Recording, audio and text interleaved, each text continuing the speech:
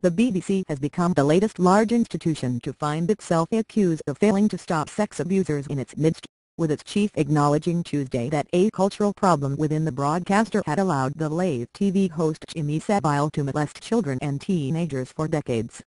BBC Director General George Entwistle told British lawmakers that it is too early to say whether sexual abuse had been endemic within Britain's publicly funded national broadcaster. But he acknowledged there had been a problem of culture within the BBC, a broader cultural problem that allowed Savile's behavior to go unchecked. "Thank you for trying verbose. This recording will go away once the product has been purchased. There is no question that what Jimmy Savile did and the way the BBC behaved will raise questions of trust for us and reputation for us," Entwistle said. "This is a gravely serious matter, and one cannot look back at it with anything other than horror." Entwistle's testimony before the House of Commons Culture, Media and Sport Committee came a day after the BBC aired a powerful documentary about the corporation's role in the expanding sex abuse scandal involving Savile, who died a year ago at age 84.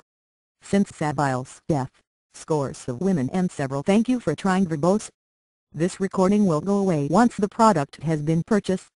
Men have come forward to say the entertainer, a long-time host of music and children's programs including Top of the Pops and Chimo Fix-It, abused them when they were children or teenagers.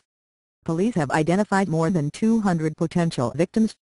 Entwistle said the BBC is looking into historical allegations of sexual abuse or harassment against between 8 and 10 past and present employees as it investigates whether Savile was at the heart of a wider pedophile ring within the corporation.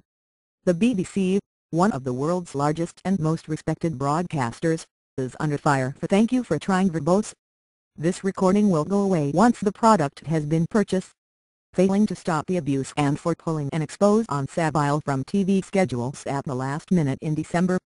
The sex allegations were later aired on the rival ITV network. The head of the BBC's Newsnight programme, Peter Ripon, has been suspended pending an investigation of his decision to scrap the Savile story. Monday's documentary, which was watched by more than 5 million people, presented the unusual spectacle of BBC journalists grilling their own bosses about why the piece had been dropped. In an attempt to get to the bottom of the story, the parliamentary "thank you for trying verbose.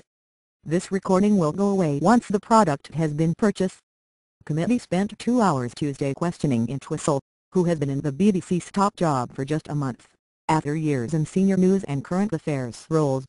It may also want to question his predecessor, Mark Thompson, who led the organisation at the time the Newsnight report was yanked. Thompson was appointed chief executive of the New York Times Company in August and is due to take up the post next month. He told ITV News that if the police inquiry or the select committee want to hear from me, of course I'll help in any way. "Thank you for trying verbose. This recording will go away once the product has been purchased. I can." Few public figures have had as spectacular a fall from grace as the cigar-chomping, platinum-haired Savile, who was knighted for his charity fundraising and praised on his death as a popular if eccentric entertainer.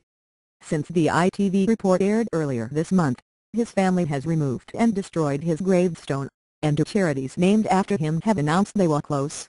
It is not just the BBC that is under fire.